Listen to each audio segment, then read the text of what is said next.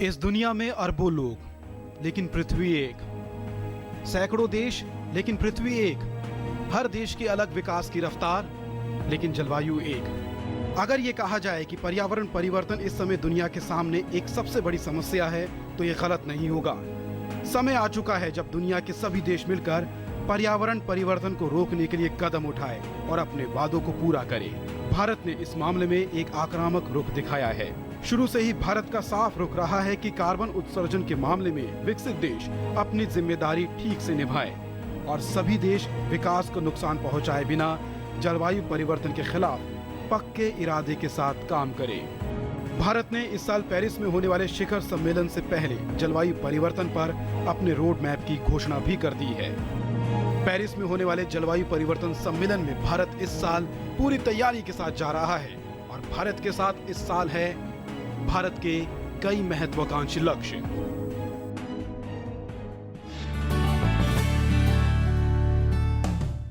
जलवायु परिवर्तन को किस तरह से रोका जाए, इस पर एक बार फिर से जद्दोजहद होगी और इस बार जद्दोजहद होगी पेरिस में 30 नवंबर से। और इस पर बातचीत के लिए इस वक्त हमारे साथ है केंद्रीय पर्यावरण मंत्री प्रकाश जावड़ेकर। प्रकाश जी, बहुत बहुत स्वागत है आपका डीडी न्यूज़ में। राहुल, आपके साथ बात करने में मुझे भी खुशी है। बहुत बहुत शुक्रिया सर। जिस तरह से इस बार पेरिस में ये सम्मेलन हो रहा है और पेरिस अभी बड़े आतंकवादी हमलों को पेरिस ने देखा है, झेला है, इससे क्लाइमेट चेंज कॉन्फ्रेंस पर कितना असर पड़ा है? क्या इस पे शेड्यूल पे कुछ असर पड़ा है? क्या सुरक्षा को लेकर कुछ चिंताएं हैं? नहीं, इसमें जो बर्बरतापूर्ण हमला हुआ है, आतंकवाद एक मानवता के खिलाफ लड़ाई है और इसलिए ये जो कर रहे हैं, हमें लड़ना है इन दुष्ट प्रवृत्तियों के साथ और सब दुनिया मिलके उल्टा एक डिटर्मिनेशन से हम पेरिस में जा रहे हैं और पेरिस में हम सब मिलके ये कहेंगे कि दुनिया सब मिलके ऐसा रास्ता चलेगी कि जिससे जलवायु परिवर्तन का तो निजात पाएंगे ही आने वाले दिनों में, लेकिन आतंकवाद जैसी जो समस्याएं हैं उसका भी निराकरण इसी सूझबूझ से होगा। जी हाँ, ये बहुत बड़ी समस्या है। क्लाइमेट एक ऐसी चेंज जो समस्या लगातार उभर कर सामने आ रही है। जिस तरह से आतंकवाद के बारे में कहा जाता है कि दुनिया एक राय नहीं हो पा रही है, ऐसा ही क्लाइमेट के बारे में कहा जा रहा है कि क्लाइमेट कंट्रोल को लेकर भी दुनिया एक राय नहीं हो पा रही। देखो, दुनिया देख रही है, अनुभव कर रही है। मानसून अपने देश की मुख्य जीवन धारा है। मानसून बिगड़ गया है, बेमौसमी वर्षा होती है, कभी सूखा होता है, कभी बाढ़ आती है। जहाँ नहीं बाढ़ आती है वहाँ बाढ़ आती है, जहाँ कम वर्षा होती है वहाँ ज़्यादा होती है। बर्फ़ पिघलता है, हमारे आइलैंड्स के आसपास सी का इरोजन होता है, तो बहुत सारे कोस्ट का इरोजन होता है। तो ये सारे मसले देखते हैं। ये पहले भी प्रकृति में होता था, लेकिन अब इसकी तीव्रता बढ़ रही है। तो इसके लिए जो कारण है वो ये है कि आज दुनिया का तापमान लगभग 1 डिग्री से बढ़ा है, 0.8 डिग्री से बढ़ा है। तो ये जो बढ़ा है, यानी एक तरह से पृथ्वी को बुखार आया है। ये बुखार किन के कारण आया? तो विकसित देशों ने जो पिछले 150 सालों में कार्बन का अत्यधिक उत्सर्जन किया, उसके कारण हुआ है। उसमें भारत का हिस्सा केवल 3% है। तो भारत इसके लिए जिम्मेवार नहीं है, लेकिन भुगत तो रहा है। और इसलिए सारी दुनिया को समझ रहा है कि सब मिलकर काम करना चाहिए। इसलिए मुझे लगता है कि पेरिस में समझौता होगा, क्योंकि ये सबकी समझ है। प्रधानमंत्री मोदी ने भी क्लाइमेट जस्टिस की बात की है। ऐसे में जो पर कैपिटा कार्बन एमिशन की बात होती है, भारत का स्थान काफ़ी नीचे है। एक आंकड़ा बताना जरूरी है कि प्रति व्यक्ति, हर व्यक्ति दुनिया का एक समान है, उसको तरक्की का समान अवसर होना चाहिए। इसी को हम इक्विटी कहते हैं और इस इक्विटी के तहत हमारा 2 टन से भी कम प्रति व्यक्ति कार्बन उत्सर्जन है जी। और दुनिया में जो कार्बन का सिंक है, यानी जो जंगल है, फेफड़े है, वो प्रति व्यक्ति 700 करोड़ लोग अगर है तो 1400 करोड़ टन वो सोख लेता है। तो हमारा तो उससे भी कम है। यानी आज के दिन में मानो तो भारत कोई कार्बन उत्सर्जन नहीं कर रहा है, लेकिन आज का भी तापमान जब उत्सर्जन देखते हैं केवल, तो भी हमारा 5% से अधिक नहीं है। तो हम इस समस्या का, इसीलिए मैंने कहा हिस्सा नहीं है। किस तरह से भारत अपने स्टैंड को पेरिस में रखने वाला है, क्योंकि भारत पर दबाव भी है, भारत पर कई तरह की अपेक्षाएं भी हैं कि भारत भी इसमें अपनी तरफ से अभी लक्ष्य भी हासिल किया गया है। हमने जो लक्ष्य रखे हैं जिसे INDC कहते हैं वो दुनिया ने सराहे है, और जो NGO का तबका है, सारे लोग जो पहले भारत को बहुत क्रिटिसाइज करते थे, उन्होंने भी कहा कि भारत ने ऐसे लक्ष्य रखे हैं जो उनकी ताकत से भी थोड़े अधिक लगते और बहुत महत्वाकांक्षी है, और उनका जो वास्तविक जो काम करना था उससे बहुत ज़्यादा उन्होंने कमिट किया है। और विकसित देश है कि जिन्होंने अपनी कैपेसिटी से कम किया है और जो उनको करना चाहिए था फेयर शेयर उससे बहुत कम किया है। तो दबाव हम पर नहीं है, दबाव हमने अब अच्छा INDC देकर दुनिया पर बनाया है। अच्छी मिसाल भारत ने पेश की है। तो महत्वाकांक्षी आपने कहा कि लक्ष्य है, किस तरह से इसको हासिल किया जाएगा, क्या रोड हासिल करेंगे, क्योंकि ये ऐसे ही आंकड़े सपने में नहीं आए। ये 1 साल की मेहनत है कि 140 से ज़्यादा सभी मंत्रालय के विभाग, सभी राज्यों के विभाग, सभी प्राइवेट इंडस्ट्रीज़, सभी एसोसिएशन, थिंक टैंक्स, NGOs सब मिल के काम कर रहे थे इस पर। बहुत सारी रिसर्च हुई, आंकड़े हुए, 15 साल का पूरा रोड मैप तैयार किया, और फिर उसके बाद ये आंकड़े दिए हैं कि 2030 में हम कहाँ तक पहुँचेंगे। और जो 3 आंकड़े हैं, 35% हम हमारी कम धुएं में ज़्यादा तरक्की करेंगे, 35% धुआं कम करेंगे उस तरक्की के लिए। दूसरा है कि हम कम बिजली में ज़्यादा तरक्की करेंगे, हम पानी और सब संसाधनों की बचत भी करेंगे। दूसरा लक्ष्य है कि हम जंगल को बढ़ाएंगे। तीसरा लक्ष्य है कि हम जो साफ सुथरी ऊर्जा है, यानी पवन ऊर्जा है, सौर ऊर्जा है, जल ऊर्जा है, जिसमें कोयला नहीं जलता, ऐसी ऊर्जा का प्रतिशत 40% तक हमारे कैपेसिटी का बढ़ा रहे हैं। तो ये सब लक्ष्य रखे हैं, जिसका परिणाम ये हो रहा है कि 300 करोड़ टन, 350 करोड़ टन इतना हर साल हम कार्बन का उत्सर्जन कम करेंगे।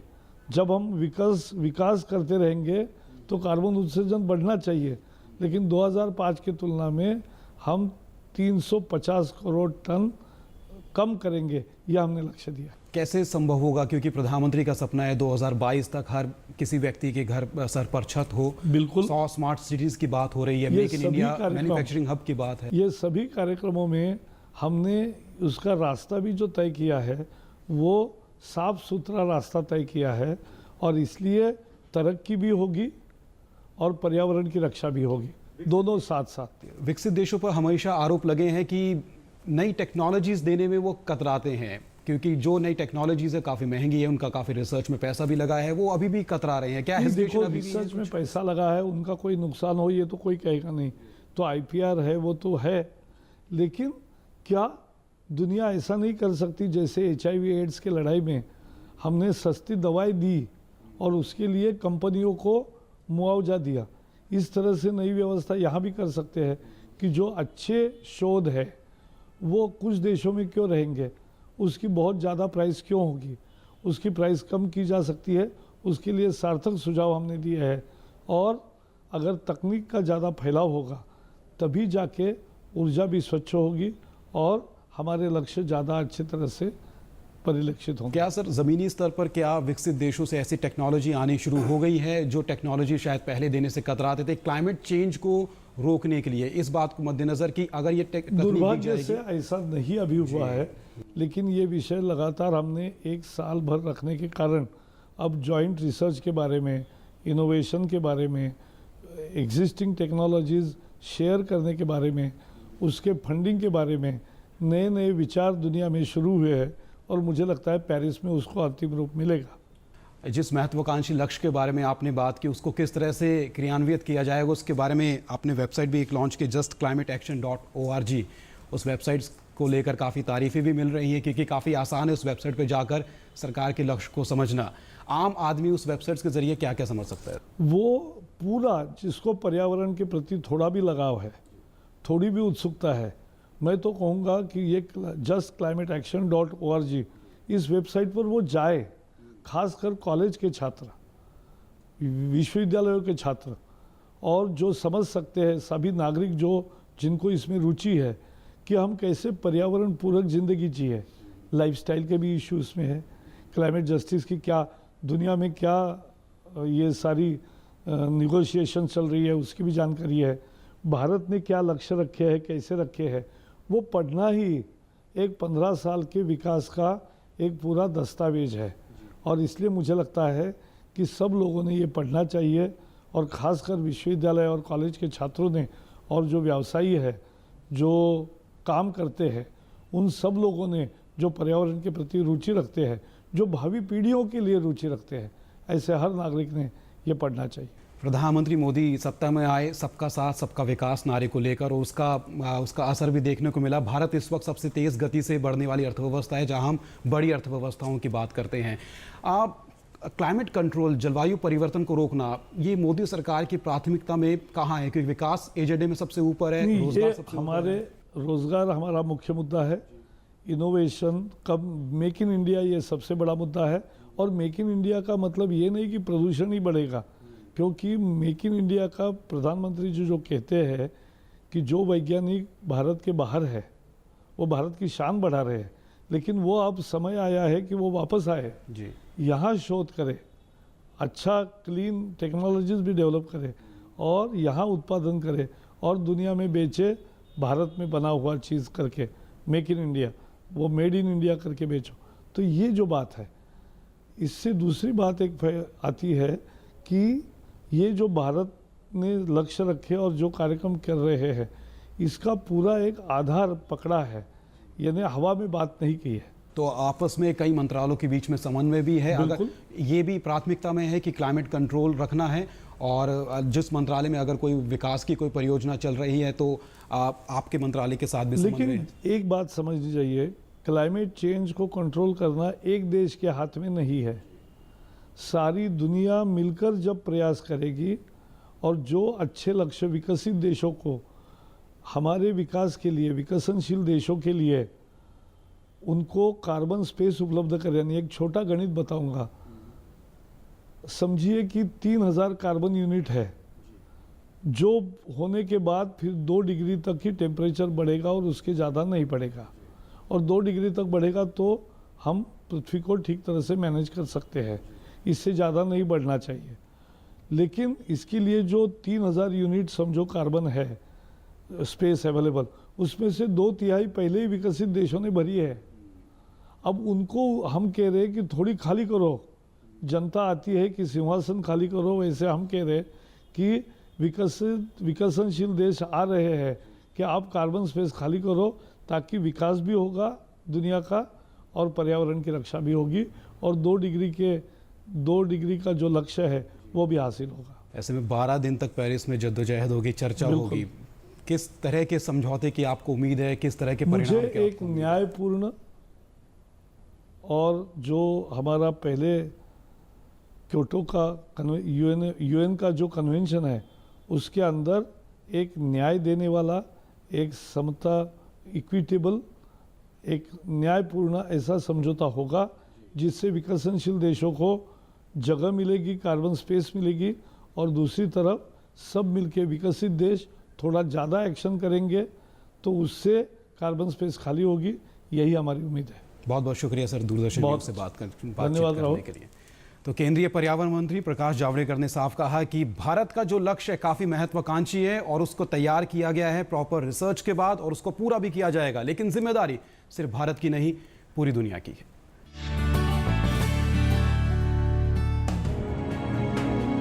जलवायु परिवर्तन रोकने के लिए भारत के महत्वाकांक्षी लक्ष्य के बारे में आपको बताएं तो भारत सरकार ने फैसला किया है कि 2030 तक कार्बन उत्सर्जन की तीव्रता में 33 से 35% की कटौती करेंगे। सरकार ने ये भी फैसला किया है कि 2030 तक होने वाले कुल बिजली उत्पादन में 40% हिस्सा कार्बन रहित ईंधन से होगा, यानी भारत साफ सुथरी ऊर्जा के लिए एक बड़ा कदम उठाने जा रहा है। भारत पहले ही कह चुका है कि वो 2022 तक 1,75,000 मेगावाट बिजली सौर और पवन ऊर्जा से बनाएगा। वातावरण में फैले 2.5 से 3 खरब टन कार्बन को सोखने के लिए अतिरिक्त जंगल लगाए जाएंगे।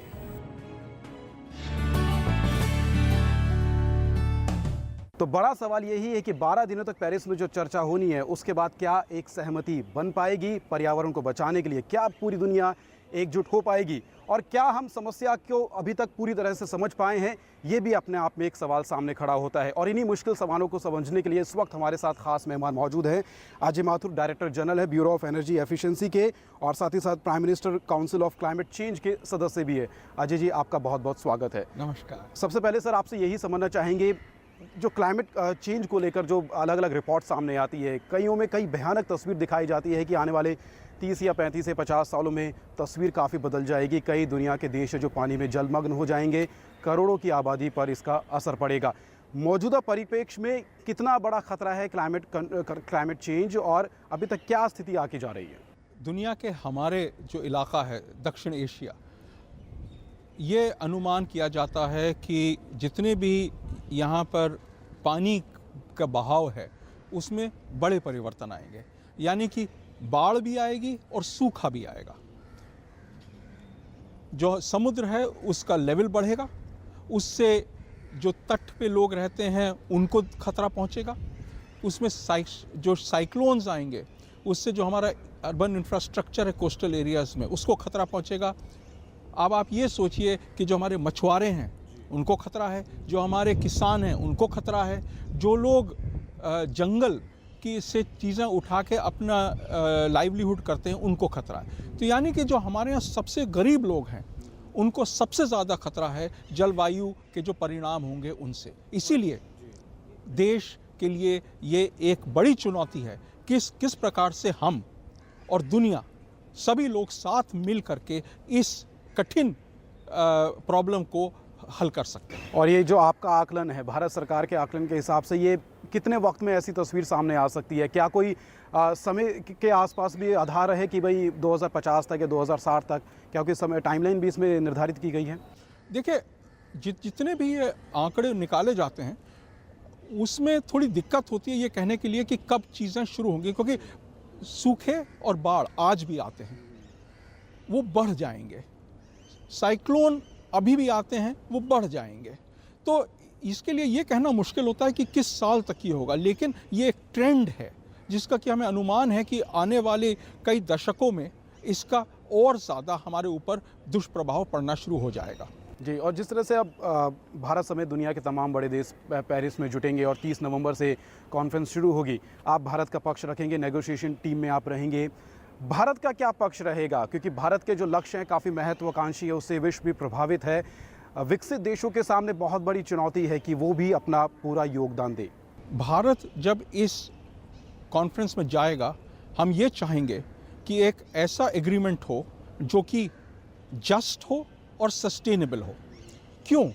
क्योंकि अधिकतर लोग जो हिंदुस्तान में हैं उनके रहने का जो स्टैंडर्ड ऑफ लिविंग है उसमें अभी बहुत बढ़ाव होना है, उनके जो लाइवलीहुड्स हैं उसमें बहुत बढ़ाव होना है। इस सब के लिए ऊर्जा की आवश्यकता है।